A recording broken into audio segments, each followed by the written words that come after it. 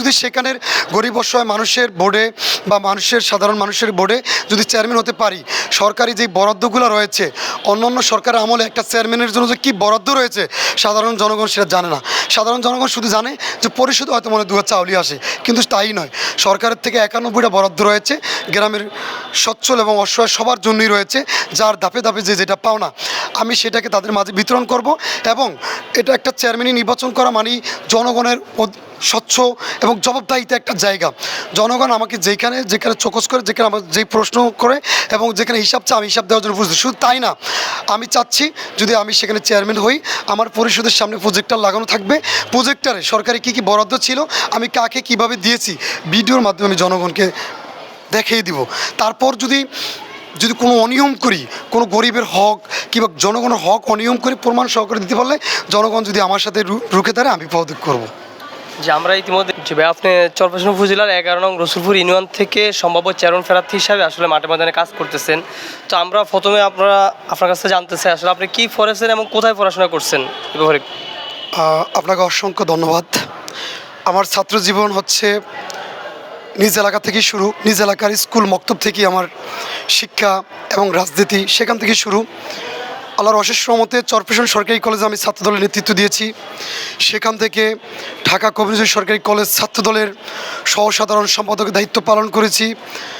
এবং ঢাকা কবিরজয় সরকারি কলেজ একটি হল, শহীদ শামসুল আলম হলের সিনিয়র সহসভাপতি দায়িত্ব পালন করেছি। এবং ঢাকা কবিরজয় সরকারি কলেজ ছাত্রদলের বর্তমানে যুগ্ম আহ্বায়কের দায়িত্ব আমি পালন করছি।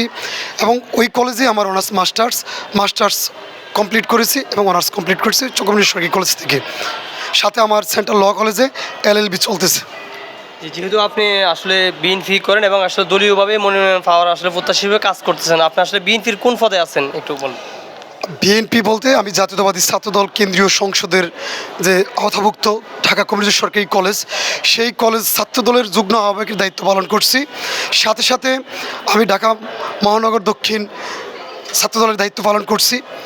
আর সেই সাথে আমি আমার নিজ এলাকা চরফ্যাশনের দিকে অগ্রসর হওয়ার চেষ্টা করছি।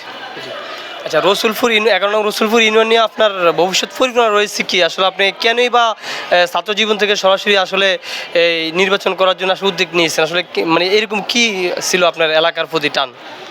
আসলে হচ্ছে বিগত 16 বছর ফ্যাসিস্ট সরকারের কবলে পড়ে মানুষ যে লাঞ্ছিত বঞ্চিত হয়েছে। আমরা জানি এই বাংলাদেশটাকে আলোর দিকে একটি সচ্ছল বাংলাদেশ করার জন্য ছাত্র সমাজেরই ভূমিকা রাখতে হয়। সেই ধারাবাহিকতায় আমি দেখলাম আমার নিজ এলাকা, সেখান থেকে আমি জন্মগ্রহণ করেছি, সেখানে 5ই আগস্টের পরে শেখ হাসিনা পালিয়ে যাওয়ার পরে সেখানে অনেক অনিয়ম। কারণ গ্রাম অঞ্চলের মানুষ সরকারের প্রতি একটা আশা আকাঙ্ক্ষা থাকে। যখন সরকার সেই আশা আকাঙ্ক্ষা এবং সরকারি লোকজন পূরণ করতে না পারে, তখনই সরকারের বিরুদ্ধে একটা প্রতিবাদ ঝড় সৃষ্টি হয়।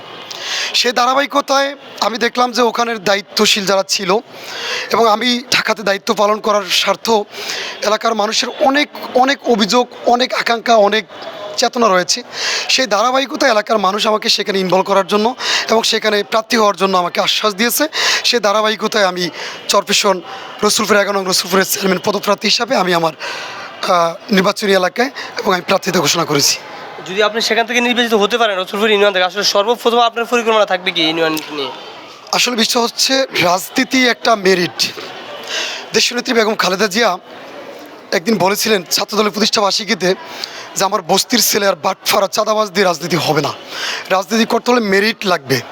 সেই মেরিটটাকেই ধারণ করে আমি আমার কাঙ্ক্ষিত জায়গা 11 নং রসুলপুর ইউনিয়নের মানুষের স্বস্তিকে ধারণ করে, মানুষের আশা আকাঙ্ক্ষাকে ধারণ করে আমি সেখানে প্রার্থিতা নির্বাচন করি। সেই ধারাবাহিকতায় আমি যখন ঢাকা কবিরজয় সরকারি কলেজে পড়াশোনা করি, যখন আমার ওই এলাকার বিশেষ করে চরফ্যাশন উপজেলার বা মনপুরার কেউ যদি ঢাকাতে আসতেন কোনো মেডিকেলে ভর্তি হওয়ার জন্য, কিংবা কারো কোনো অর্থনৈতিক সংকট, কিংবা কেউ কোনো ঝামেলার সম্মুখীন হলে আমি সর্বোচ্চ ফেস করার চেষ্টা করছি। এমনকি আমি ঢাকা বিশ্ববিদ্যালয়ের ঢাকা মেডিকেল সরকারি কলেজে আমার এলাকার অনেক রোগীদেরকে মানে তারা সিট পায় নাই, ভর্তি হতে পারে নাই, আমি তাদেরকে সিটের ব্যবস্থা করে দিয়েছি। অনেক মানুষ, গরিব অসহায় মানুষ, তাদেরকে মেডিকেলে ট্রিটমেন্ট দেওয়ার পরে আমি আমার জায়গার থেকে ঊর্ধ্বতন কর্মকর্তাদের সাথে আলাপ করে সীমিত টাকায় তাদের ট্রিটমেন্ট করার ব্যবস্থা করেছি। এবং আমি আমার নিজ এলাকার গরিব অসহায় মানুষের মাঝে অনেক টাকা পয়সা যার যেটা দরকার আমি সেটা বিতরণ করেছি। সেটা আমি প্রার্থিতার প্রকাশের পরেই আপনারা সেটা উপলব্ধি করতে পেরেছেন। এবং আমি এই 5ই আগস্টের পরের থেকে আমার নিজ এলাকায় আমি একজন ছাত্রনেতা। আমি আপনারা জানেন যে কোনো কাজের সাথে জড়িত না, আমি ছোট্ট একটা বিজনেসের সাথে জড়িত, পাশাপাশি আমার শিক্ষা প্রতিষ্ঠান নিয়ে কাজ করা এবং জনগণ নিয়ে কাজ করা। সেই ধারাবাহিকতায়ও আমি আমার নিজ এলাকার মানুষের মাঝে, গরিব অসহায় মানুষের মাঝে এই 4 মাস পার্টি ক্ষমতা আসার পরও আমি 1,82,356 টাকার অনুদান আমার জায়গা থেকে আমি এলাকার মানুষকে দিয়েছি। এবং সেই মানুষ আমাকে প্রতিশ্রুতি দিয়েছে যে দলের আপনি খুব নিবেদিত লোক, জুলাই আন্দোলন থেকে শুরু করে 16 বছর আন্দোলন সংগ্রামে এবং সর্বপ্রথম সারিতে আপনার ভূমিকা ছিল, যেটা একটা বড় মাফিক নেতার পক্ষে সম্ভব হয়নি। সেটা আমি ধারণ করেছি, সেটা আমি করেছি। সেই ধারাবাহিকতায় আমার কার্যক্রমে এলাকার মানুষ আমাকে বলছে। এবং আমি যদি সেখানের গরিব অসহায় মানুষের বোর্ডে বা সাধারণ মানুষের বোর্ডে যদি চেয়ারম্যান হতে পারি, সরকারি যেই বরাদ্দগুলো রয়েছে, অন্যান্য সরকারের আমলে একটা চেয়ারম্যানের জন্য যে কী বরাদ্দ রয়েছে সাধারণ জনগণ সেটা জানে না। সাধারণ জনগণ শুধু জানে যে পরিষদ হয়তো মনে 2 চাউলি আসে, কিন্তু তাই নয়। সরকারের থেকে 91টা বরাদ্দ রয়েছে, গ্রামের সচ্ছল এবং অসহায় সবার জন্যই রয়েছে, যার ধাপে ধাপে যেটা পাওনা আমি সেটাকে তাদের মাঝে বিতরণ করব। এবং এটা একটা চেয়ারম্যানই নির্বাচন করা মানে জনগণের স্বচ্ছ এবং জবাবদাহিতা একটা জায়গা। জনগণ আমাকে যেখানে চোখস করে, যেখানে আমার যেই প্রশ্ন করে এবং যেখানে হিসাব চায় আমি হিসাব দেওয়ার জন্য প্রস্তুত। শুধু তাই না, আমি চাচ্ছি যদি আমি সেখানে চেয়ারম্যান হই, আমার পরিষদের সামনে প্রজেক্টর লাগানো থাকবে। প্রজেক্টরে সরকারি কী কী বরাদ্দ ছিল, আমি কাকে কিভাবে দিয়েছি, ভিডিওর মাধ্যমে আমি জনগণকে দেখিয়ে দিব। তারপর যদি কোনো অনিয়ম করি, কোনো গরিবের হক কিংবা জনগণের হক অনিয়ম করে প্রমাণ সহকারে দিতে পারলে জনগণ যদি আমার সাথে রুখে দাঁড়ায় আমি পদত্যাগ করবো। যে আমরা ইতিমধ্যে দেখছি যে অনেক জায়গায় আসলে টিআর কাবিখার গ্রামীণ প্রকল্প এবং এমপি মহোদয় এই সমস্ত কাজগুলো দিয়েছে, এই সমস্ত কাজগুলো অনেক অনিয়ম হয়েছে। বিশেষ করে কাজের অনেক জায়গায় অনেক কাজ না হয়ে পুরো বিল উঠে ফেলাইছে। আসলে আপনি চেয়ারম্যান হওয়ার পর আসলে এই ব্যাপারগুলো আপনি কতটুকু নিয়ন্ত্রণ রাখতে পারবেন? বিশেষ করে যদিও আমি সেখানে দায়িত্ব এখনও পালন করছি না, আল্লাহর তরফ থেকে যদি দায়িত্ব আমার জন্য নির্ধারিত করা হয় সেক্ষেত্রে আমি দায়িত্ব পালন করতে পারবো। সে ধারাবাহিকত এবছর জেলেদের যখন চাল আসছে, আমি টিউনের সাথে কথা বলে আমি সেখানে চাল, এর আগে একবার চাল দেওয়া হয়েছে, নেতাকর্মীরা যার যার মতন করে ভাগে ভাগে নিয়ে যাচ্ছে, আমার এলাকার গরিব অসহায় মানুষ চাল পাচ্ছে না। সে অভিযোগ যখন লিখিত আকারে আমার কাছে দিয়েছে, আমি এমপি মহোদয়ের সাথে আলোচনা করে আমি টিউনের সাথে কথা বলে সেই চাল বন্ধ করে রেখেছি, যাতে আমার এলাকার গরিব অসহায় মানুষ যে চালটা পায়। 3 দিন পরে তখন আমি আবার টিউনের সাথে কথা বলে, টিউন যখন আমাকে নক করছে আমি টিউনের সাথে কথা বলে আমি চালটাকে বিতরণ করার জন্য চেষ্টা করছি। তাও সেখানে অনিয়ম হয়েছে। সেই অনিয়মকে ভাঙার জন্যই আমি রসুলপুরের পদ প্রদর্শন করার জন্য এগিয়ে যাওয়ার চেষ্টা করেছি সাধারণ মানুষকে নিয়ে। আসলে এরকম কি প্রত্যাশা রয়েছে আপনাকে জনগণ ভোট দিবে, কেন বা আপনাকে নির্বাচিত করে মানুষ এলাকার থেকে আপনাকে? আল্লাহর অশেষ রহমতে আপনি একজন সাংবাদিক, আপনাদের মাধ্যমেই কিন্তু সত্য উন্মোচন হয় এবং মিথ্যা উন্মোচন হয়, কারণ আপনারা মিডিয়া কাজ করেন। সেই ধারাবাহিকতা আপনারা দেখেন, যদি এই 16 বছর কিংবা আমার ছাত্র জীবনে আমি কারো কাছ থেকে যদি 1 কাপ চাও জোর করে খেয়ে থাকি, এরকম কোনো প্রুফ থাকে, কিংবা কোনো মানুষকে হয়রানি করেছি এরকম কোনো প্রুফ থাকে, কোনো মানুষের সাথে আমি বেয়াদবি করেছি এরকম কোনো প্রুফ থাকে, তাহলে আমি যদি মানুষ প্রুফ দিতে পারে আমি সেখানে আর প্রার্থিতা করবো না। সেই এলাকার মানুষ আমাকে প্রার্থিতা করার জন্য অগ্রসর করাচ্ছে এবং মানুষ আমাকে আশ্বাস দিচ্ছে, কারণ আমি মানুষের জন্য স্টুডেন্ট মানুষ হয়েও মেডিকেল থেকে শুরু করে যত জায়গা আছে আমার জায়গার থেকে আমি প্রত্যেকটা জায়গায় আমার ভূমিকা রয়েছে এবং আমি ভূমিকা রেখেছি। এবং আমি আমার এলাকায়ও আমার ব্যক্তিগত অর্থেও আমার একটা ভাই প্রবাসী বিদেশ থাকে, সেখান থেকেও আমি ফ্যামিলির থেকে করে আমার নিজ এলাকায় আমি অনেকে যেখানে বালু হালানোর দরকার আমি সেখানে বালু ফেলেছি, যেখানে মানুষকে ট্রিটমেন্টের জন্য 500 টাকা দেওয়া দরকার আমি সেখানে 500 টাকা দিয়েছি। এবং আমার স্টুডেন্ট যারা ছাত্র তাদের ভিতরে বল বিতরণ করেছি।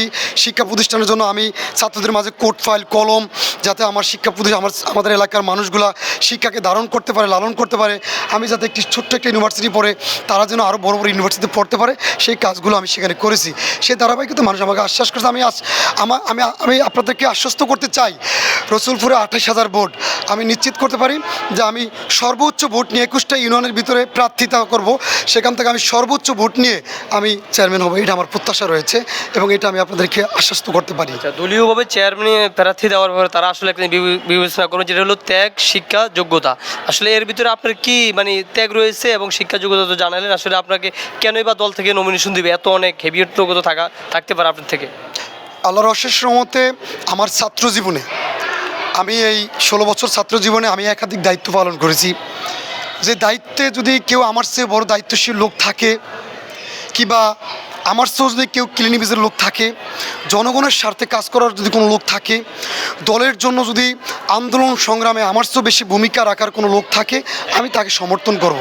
কিন্তু দলের কাছে আমার প্রত্যাশা, যারা আন্দোলন সংগ্রামে ছিল, জুলাই আন্দোলনে আমার বন্ধু ঢাকা বিশ্ববিদ্যালয়ের বিপি আবিদের সাথে আমি চাঙ্কারফুল থেকে শুরু করে আমি জুলাই আন্দোলনের সর্বোচ্চ ভূমিকা আমার ছিল, সেই বিশ্ববিদ্যালয় থেকেই কিন্তু আজকে আমি কথা বলতেছি। সুতরাং এই বিশ্ববিদ্যালয়ে আমার একটু অবস্থান রয়েছে। তো সেটা হচ্ছে, আমি আন্দোলন সংগ্রামে যদি সর্বোচ্চ ভূমিকা থাকে, জনগণের জন্য যদি কিছু করে থাকি, দলের জন্য যদি কিছু করে থাকি, চরপেশন মনপুরার প্রাণপ্রিয় নেতা, সারা বাংলাদেশ যুব দলের সাধারণ সম্পাদক, এই বিশ্ববিদ্যালয় থেকে বেড়ে ওঠা নেতৃত্ব, সে যদি মনে করে যে আমি দলের জন্য কিছু করেছি, দলের জন্য আমি ত্যাগ স্বীকার করেছি, মৃত্যুকে আলিঙ্গন করেছি, জুলাই আন্দোলনের সর্বোচ্চ আমার ভূমিকা রয়েছে, 16 বছর আন্দোলন সংগ্রামে আমার প্রথম সারিতে সর্বোচ্চ ভূমিকা রয়েছে, দেশনেত্রী বেগম খালেদা জিয়ার গাড়ির বহরে ব্যানঘাট হিসাবে ছিলাম, চাঙ্কার পান্থপথে কি বলে বাংলা মোটরে পুলিশের আক্রমণে আমি মৃত্যুর সাথে লড়ছি, ঢাকা গ্রিন লাইফ হাসপাতালে আমি ভর্তি ছিলাম। দল যদি বিবেক বিবেচনা করে, আমি আশাবাদী আমার বিকল্প কাউকে প্রার্থিতা ঘোষণা করবে না, কারণ দল বেইমানি করে না। যদি দল বেইমানি করতো তাহলে আজকে দল এই পজিশনে আসতে পারতো না। শহীদ প্রেসিডেন্ট জিয়াউর রহমানের দল, দেশনেত্রী বেগম খালেদা জিয়ার দল এবং আমাদের আবেগের জায়গা, যাকে নিয়ে আমরা 16 বছর আন্দোলন সংগ্রাম করেছি, দেশনায়ক তারেক রহমান, সে কোনো চাঁদাবাজ, দখলদার, বাটপার যাদের নামে অভিযোগ আছে তাদেরকে প্রার্থিতা দিবে না, এটা আমি বিশ্বাস করি। যে আসলে আপনাদের এলাকার ভিতরে আওয়ামী লীগের একটা ভোট ব্যাংক আছে, যেহেতু যারা অনেকদিন যাবৎ ক্ষমতা ছিল, আসলে তাদের ভোটগুলো আপনাকে দেবে কিনা? যদিও দেয় তাহলে কেন দিবে? আওয়ামী লীগ একটি দল, এশিয়া মহাদেশের ভিতরে একটি বৃহত্তম দল। এই দলটাও স্বাধীনতার পক্ষে লড়াই করছে, সে ধারাবাহিকতা দল আছে, দল করবে। এক দল যদি সবাই করে তাহলে তার দল থাকে না। দলের বিভিন্ন দল থাকবে, বিভিন্ন প্রতিযোগিতা থাকবে, প্রতিযোগিতার ভিতর থেকেই তারুণ্যের যেই চিন্তা চেতনা, মেধাবীরা জায়গা অলঙ্কিত করবে, এটাই স্বাভাবিক। আওয়ামী লীগ একটি বড় দল, আওয়ামী লীগের যদি সাথে আমরা প্রতিযোগিতা করি কিন্তু প্রতিহিংসা করি না। আওয়ামী লীগ যদি মনে করে আমার ভিতরে রাজনৈতিক প্রতিযোগিতা আছে, দেশ এবং মানুষকে নিয়ে সাম্য ইনসাফকে কায়েম করার নিয়ে আমার ভিতরে একটা প্রতিযোগিতা আছে, একটি মানবিক রসুলপুর ইউনিয়ন গড়ার প্রতিযোগিতা আমার ভিতরে আছে, অবশ্যই তারা আমাকে ধারণ করবে, লালন করবে এবং আমি বিপুল ভোট তারা আমাকে দিবে। কারণ তারা আমাকে অনেকভাবে আশ্বস্ত করছে, আপনি একটি ভদ্র এবং শিক্ষিত লোক, আমাদের মাঝে আসেন, আমরা সর্বোচ্চ চেষ্টা করব, যদিও আমরা আওয়ামী লীগ করি কিন্তু আপনাকে ভোট দেওয়ার জন্য আমরা সর্বোচ্চ লড়াই করবো, সংগ্রাম করব। তারা অবশ্যই আমার সাথে যোগাযোগ করেছে। এমপি নুরুল ইসলাম নয়ন ভাইয়ের সাথে আমার এক প্রশ্ন জবাবে উনি আমাকে বলছেন যে চেয়ারম্যান প্রার্থীর ব্যাপারে আমি প্রশ্ন করলাম যে ভাই আপনি আসলে চেয়ারম্যান প্রার্থী কীভাবে দিবেন?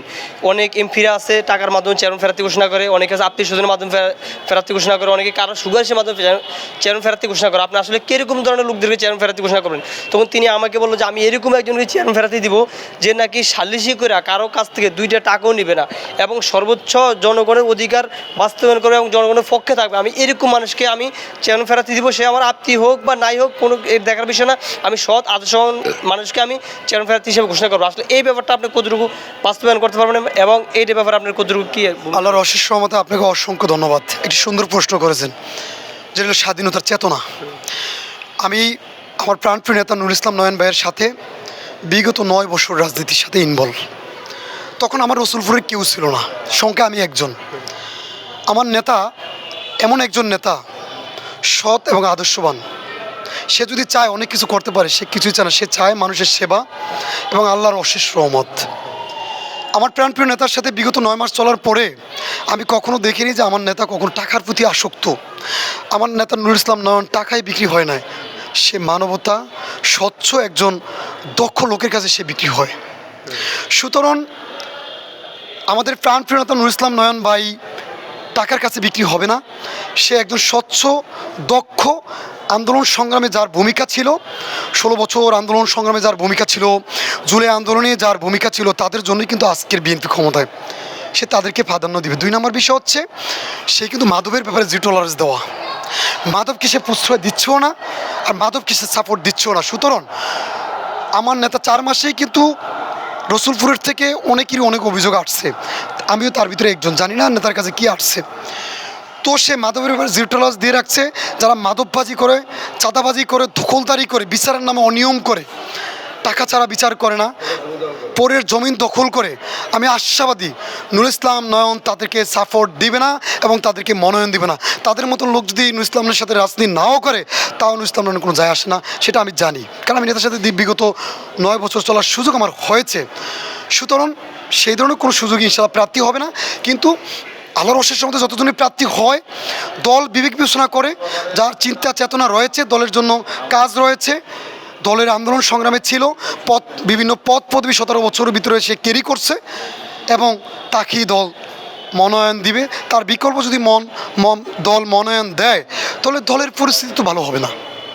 তাহলে যদি ত্যাগী লোকজন দলের থেকে সরে যায়, তাহলে দল বেশি দিন ক্ষমতা থাকতে পারবে না। কারণ ত্যাগীদের জন্যই তো আজকের বাংলাদেশ, আজকের বিএনপি। সুতরাং দল সেই কাজ করবে না। আর যতজন প্রার্থী থাকে, নেতা নিজে মনিটরিং করবে। মনিটরিংয়ের ভিতরে যার আমলনামা ভালো হবে, কিংবা 4 মাস যে ভালো করতে পেরেছে মানে জনগণের স্বার্থে, কারণ রাজনীতি জনগণের স্বার্থে, তাকেই দল মনোনয়ন দেবে এবং নেতা তাকেই মনোনয়ন দেবে। কিন্তু আমি নিশ্চিত করতে পারি, সারা বাংলাদেশের ভিতরে আমি হয়তো আমরাই একজন ভাগ্যবান, উদয়বান এবং স্বচ্ছ, ভদ্র, নর্ম একজন সামাজিক নেতা পেয়েছি। আমার মনে হয় না যে এরপরে আর সর্বশেষ এরকম নেতা কেউ পাবে, এটা আমি বিশ্বাস করতে পারি এবং আমি আপনাদেরকে প্রতিশ্রুতি দিতে পারি। কারণ তার সাথে আমি বিগত 9 বছর চলার সুযোগ আমার হয়েছে। আল্লাহর অশেষ মতে নেতা আমাকে ইনশাল্লাহ সেখানে প্রার্থিতা ঘোষণা করবে, এটি আমি আশাবাদী। এবং যদি নেতা ত্যাগ তিতিজ্ঞাকে ধারণ করে, লালন করে, তাহলে আমি ইনশাল্লাহ সেখানে ইনভলভ করব। এবং আমিও জনগণকে, নেতা যেই ধারে রাজনীতি করে, আমি সেইভাবেই রাজনীতি করবো ইনশাল্লাহ। জনগণকে আলগিয়ে রেখে, জনগণের ফালস বুঝে, জনগণকে নিয়ে আমি বসে একটি সুন্দর পরামর্শের মাধ্যমে আমি আমার রসুলপুরকে গড়ে তুলতে চাই। একটি আদর্শমান রসুলপুর, সুন্দর শান্তির রসুলপুর গড়ে তুলতে চাই। নির্বিঘ্নে মানুষ গেট খুলে ঘুমাবে, কোনো চাঁদাবাজি, দখলদারি, বাটপারি হবে না। কিন্তু আমি যদি সেখানে জনগণ আমাকে নির্বাচিত করে, আমি শুরু থেকেই মাদকের বিরুদ্ধে সর্বোচ্চ লড়াই করব এবং চাঁদাবাজের বিরুদ্ধে সর্বোচ্চ লড়াই করব। তারা যদি আমাদের দলের কোনো লোকও হয়, আমি আমার নেতার মাধ্যমে তাদেরকে নির্মূল করার চেষ্টা করব। আচ্ছা, বিএনপির ভিতরে আসলে 3 ধরনের বিএনপি পাওয়া যাইতেছে। 1 নম্বর প্রথম বিএনপি হলো যারা বিগত 17 বছর যারা আওয়ামী লীগের সাথে ছিল, পুরানা বিএনপি ছিল, 17 বছর আওয়ামী লীগের সাথে ছিল, আওয়ামী লীগের সাথে মোটামুটি তারা জীবনযাপন করছে, ব্যবসা সব করছে, এখনও তারা বিএনপি। আবার কিছু আছে, কিছু বিএনপি ছিল কিন্তু ভোটের সময় টাকার লোভে পড়ে, যে কোনো লোভে পড়ে ভোট অন্য জায়গায় দিছে, কিন্তু এখনও তারা বিএনপি। আরেকজনের বিএনপি হলো সে 17 বছর জেল, জুলুম, অত্যাচারের শিকার হয়ে তারপর সে ঘর ছাড়া হয়েছে, স্ত্রী ছাড়া হয়েছে, সব কিছু হয়েছে, তারপর সে বিএনপি ছাড়ে নেই। আসলে এই 3 গুণের ভিতরে আপনার কোনটা বেশি এগিয়ে আছে? আসলে যে বিষয়টা হচ্ছে যে 3টা গুণ, এটা আমরা 5ই আগস্টের পরে আমরা যে বিএনপির লোকজন দেখি, এদেরকে আমরা চিনতাম না। এরা বিভিন্ন পদ পদবি কিন্তু ভাগিয়ে নিয়েছে, বিভিন্ন নেতার মাধ্যমে, কমিশনের মাধ্যমে, টাকার মাধ্যমে। এরা আওয়ামী লীগের সাথে লেয়াজু করে, আওয়ামী লীগের মেয়ে বিয়ে করছে, কিংবা ছেলে তাদের সাথে বিয়ে করাইছে, এরকমভাবে সুন্দরভাবে তারা জীবনযাপন করেছে। বৈষম্য বিরোধী ছাত্র আন্দোলনের মাধ্যমে 5ই আগস্টের পরে এরা আবার উত্তপ্ত বিএনপি হয়েছে। সুতরাং বিএনপি, আপনি বলছেন 3 প্রকার। আমরা যেই বিএনপি, আমরা হচ্ছে দলের নিবেদিত লোক। আপনি বিভিন্ন মিডিয়ায়, এই বিশ্ববিদ্যালয়ের সামনে কিন্তু আমার ছবি ঝুলানো ছিল জুলাই আন্দোলনের। তো সব মিলিয়ে হচ্ছে আমরা হচ্ছে দলের নিবেদিত প্রাণ। আজকের দল আমাদের রক্তের দল। আর যারা হচ্ছে এই যে চাঁদাবাজিটাই যারা করছে, আমরা দেখলাম মনিটরিংয়ে চাঁদাবাজিটা করছে, যেই সমস্ত নেতাকর্মীরা আওয়ামী লীগের সাথে মিলেমিশে ছিল, দলের থেকে টাকার মাধ্যমে পদ পদবি ভাগিয়ে নিয়েছিল এবং আওয়ামী লীগের বাসায় তারা ভাড়া ছিল, দিনের পর দিন তারা সেখানে নিরাপদ ছিল। কিন্তু আমরা বিশ্ববিদ্যালয়ের স্টুডেন্ট, আমরা বিশ্ববিদ্যালয়ে তো আসতেই পারতাম না কখনো। এমনকি আমরা আমাদের নিজের হলেও নিরাপদ ছিলাম না, এমনকি আমাদের নিজের বাসাও আমরা নিরাপদ ছিলাম না। যতবার নিজ এলাকায় যেতাম, ততবারই কিন্তু আমি হামলার শিকার হইতাম। এটা আপনি জানেন, অবশ্যই আপনি মিডিয়ার লোক, আপনি জানেন।